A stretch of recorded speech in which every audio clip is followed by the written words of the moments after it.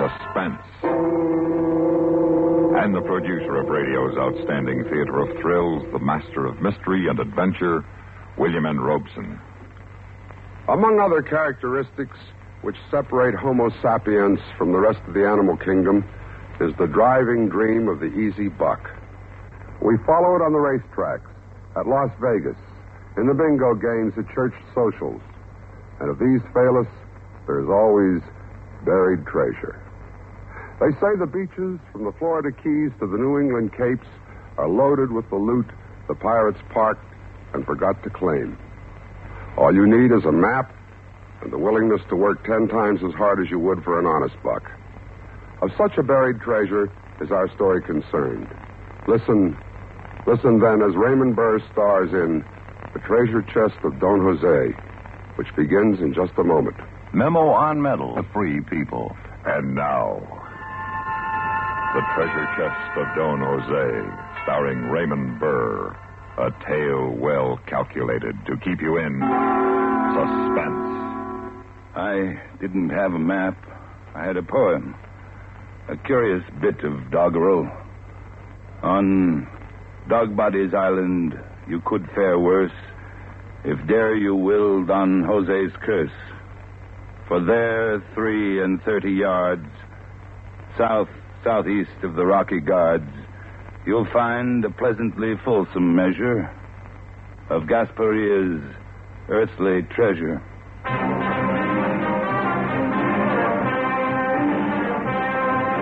You should know that I endured a certain local notoriety since I was the great-great-grandson of Don Jose Gasparia, one of the last and one of the fiercest of the pirates of the Spanish Main.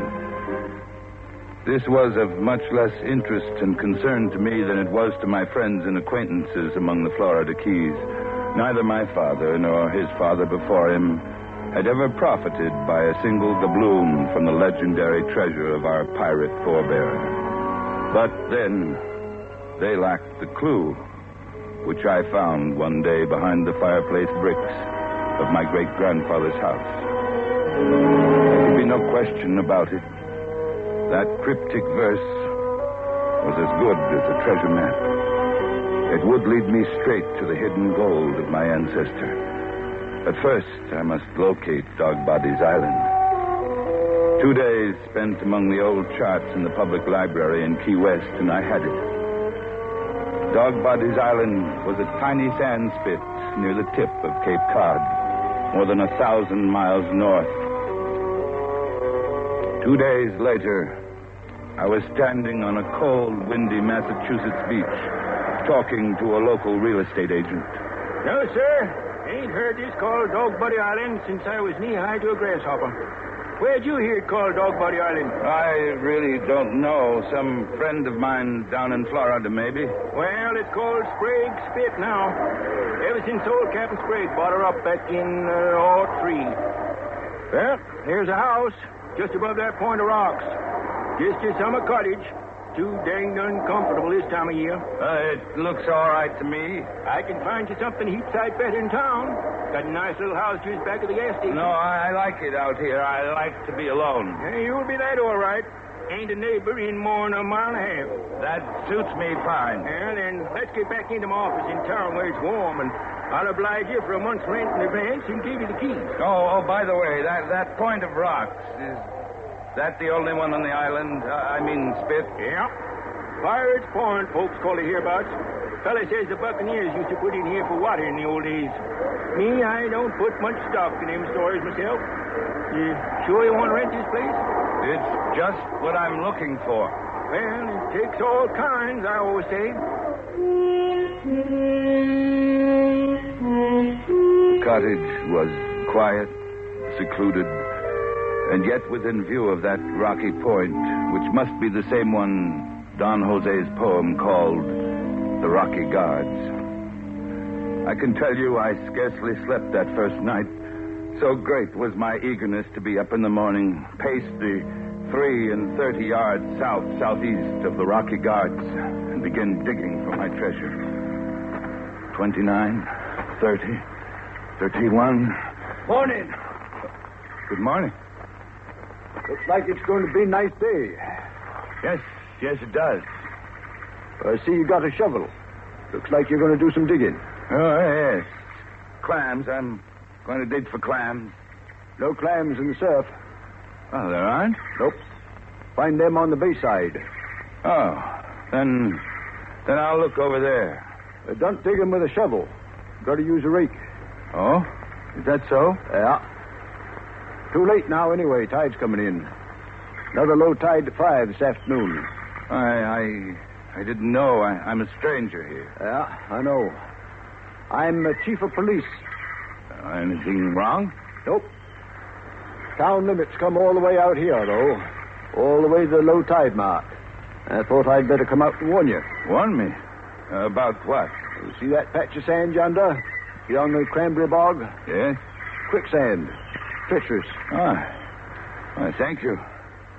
Going to stay here long? I don't know. A few weeks, maybe all winter. You a writing fella? No. Painting fella? No. Just taking vacation? Yes, you might call it that. Well, nice to have this talk with you. Anything you need in the way of police protection, you just let me know.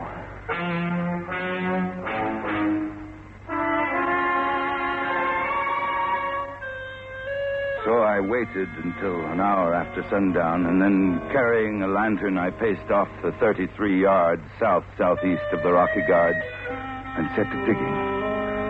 Although the evening was chilly, with a brisk breeze blowing in from the sea, I had soon shed my coat and was dripping with perspiration as I attacked the wet, sliding sand with huge bites of my shovel, widening the hole as it grew deeper until my lantern threw long shadows across the opening that had become large enough for a coffin. And then my shovel hit something solid. And there it was. I had found it. An iron-bound chest. The treasure chest of Don Jose. And then I heard voices. Terror seized me. Who came now to violate my supreme moment? Who now threatened to deprive me of what was rightfully mine? I turned the lantern out, scrambled from the hole. A few yards away, I could see the beam of a flashlight slowly approaching. I hid behind a ledge of rocks, my heart drumming in my ears, my hell breath screaming in my tightened throat, trying to listen, trying to see. That patch of quicksand has got to be around here someplace. Hey, What's the matter? there's a hole here. Nearly fell in. Huh? Well, this will do great. There's even a shovel to fill it up. Ready? 1, 2. Hey! What's they doing? Did they know? At last, it was quiet. And I watched their light as they made their way across the island toward the bay. And then, after a long time, I heard the cough of a motorboat. Then I lit my lantern and went back to my digging. The hole was half filled. Suddenly, my terror turned to rage. What had they done? I began digging savagely. But almost at once, my shovel hit something.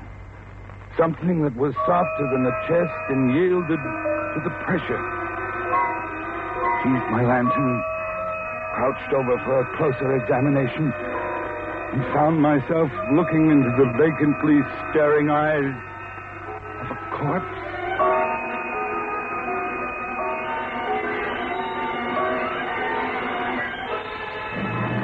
In a moment, we continue with the second act of Suspense. And now, starring Raymond Burr, Act 2 of The Treasure Chest of Don Jose.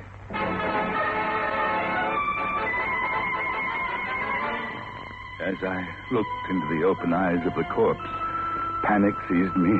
Surely this was one of Don Jose's men buried with the treasure chest to guard it through eternity. I fled in terror, running blindly across the moor to my little house, tormented by 1,000 fears, 1,000 anxieties.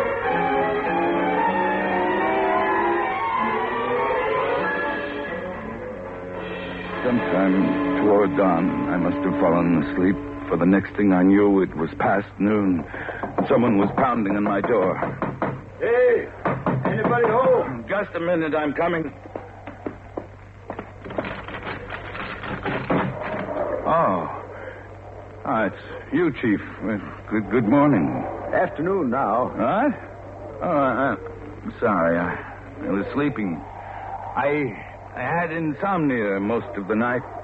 Insomnia, Mean you was awake? Yes. Most of the night, you say? Why, yes. Hear anything peculiar out here? No. What do you mean? Prowlers or such? Why would anyone be prowling out here? Didn't say there was. Asked if you heard anyone. No, I didn't. Got to check. This being in the town limit. Why? Anything the matter? Yeah. Kidnapping. Murder, maybe. Murder? Yeah. Ain't you heard it on the radio? I haven't got a radio. Should. Great consolation for a man living alone.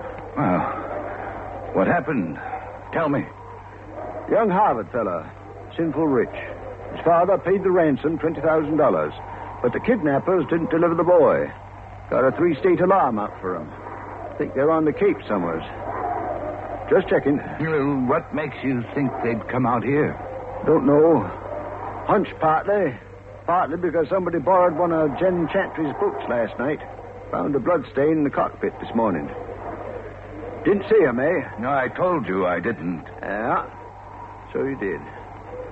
We'll catch them, of course, if they're on the Cape. Sooner or later, we'll catch them. Ransom monies and small bills all marked.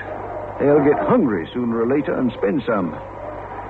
Let me know if you see or hear anything. Yes, of course. I'll be glad to. Yeah.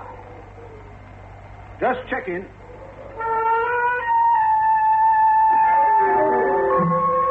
So much for the terrors of last night. I had seen no ghost of the past, the corpse of the present. I returned to my digging that evening and quickly disinterred the unwelcome visitor from my treasure hole. Unquestionably, he was the kidnapped victim, a young man dressed in the Ivy League manner of a college boy. I dragged him to one side and set to work. By 7 o'clock, I had uncovered the chest and was about to lift it out of its grave. Will you give you a hand? What? He wants to know, do you need a hand with that? Who are you? How did you get here? Low tide, we walked. Get out of the hole. Oh, answer me. Help him out of the hole, Steve. Come on, pal. Hey, Jeff. What's the matter? The kid's body, it's gone. He got rid of it. What? Get him out of there. Okay, pal, come on. Let me go, please. Let me go. Where is he? What'd you do with him? There.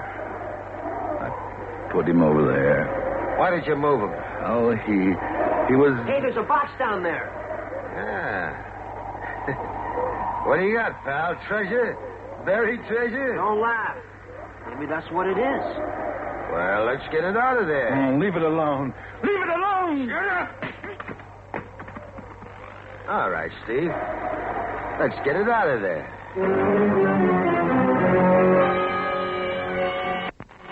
At gunpoint, they forced me to help them carry it toward the house. My treasure. They forced open the chest and emptied one of the canvas sacks, its contents cascading onto the table in a golden stream of doubloons. Well, what do you know? Gold. Oh, it's mine. It belongs to me. It's my inheritance. Yeah, I know, pal. Only you're going to pay a high inheritance tax, 100%. Okay, now, I'll tell you what we're going to do. My friend and me are in a little trouble. And you're going to give us a hand, aren't you, pal? Go away. Leave me alone. That's just what we're going to do. We'll leave it. And we're taking that bright, shiny stuff with us. The treasure's mine. But we're going to be fair. We're going to give you $20,000 in nice, up-to-date American money. How do we know? Maybe that junk of yours ain't worth half that much. Oh, your money's marked. It's ransom money. That's beside the point. This door of yours won't work in a cigarette machine, you know. We're going to have to go to a lot of trouble to cash it. What was that? Window blew open. It's raining like crazy outside. We better get started. No, then. no, I won't let you. Take it easy, pal. You got no complaints. You're 20 grand ahead of the game. Come on. We got to get out of here. Grab one under that chest. You forgetting something? What? That sack full on the table. Oh, yeah. Here, pal. Here's one for you. As a souvenir. Come on. Jeff. Yeah, so long. My treasure. My treasure.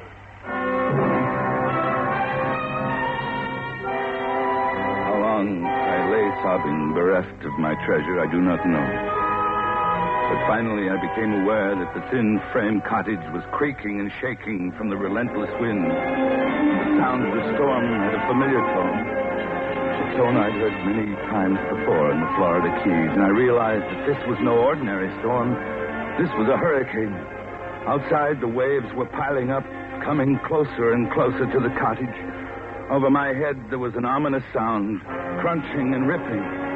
The roof would blow loose any moment.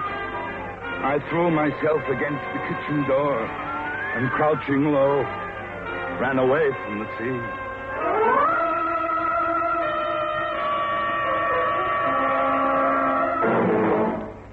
In a moment, we continue with the third act of Suspense.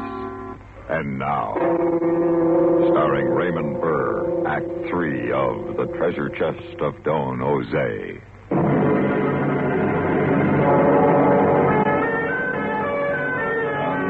Behind the shelter of a high dune, I stumbled and fell, spread-eagled on the sand.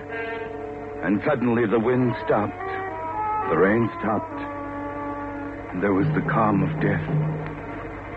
It was the center of the hurricane, the eye, the moment of respite before the final fury of the storm. And I remembered the curse of Don Jose and wished aloud for its fulfillment. And there was no sound but the booming of the furious surf. And then there seemed to be a distant human cry. And I looked toward the rocky guards. Far in the distance, in the instant of a lightning flash, I could see the tiny, struggling figures of my tormentors. And then a giant wave crashed down on them. And when the next flash illuminated the scene, the spit disappeared in boiling, angry water. And the wet heavens descended again, hurled upon me by the tail of the hurricane.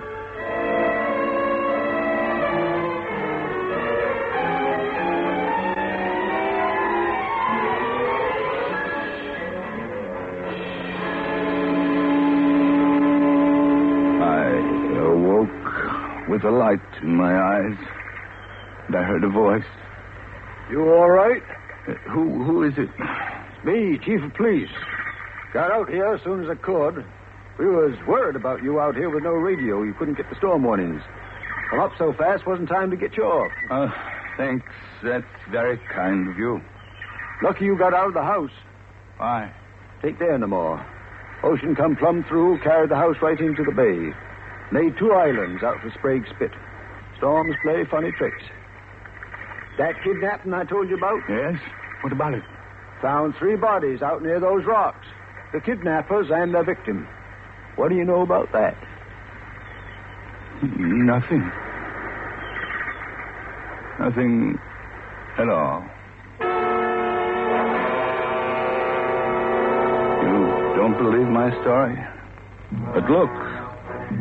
Here is the gold doubloon from the treasure chest of Don Jose. Yes, it still exists. Only now, there is no map, no clue. But I can tell you this. In the rocky surf, near the 2 islands which were once Sprague's Pit, if you will dare the curse of Don Jose, you can find his treasure chest.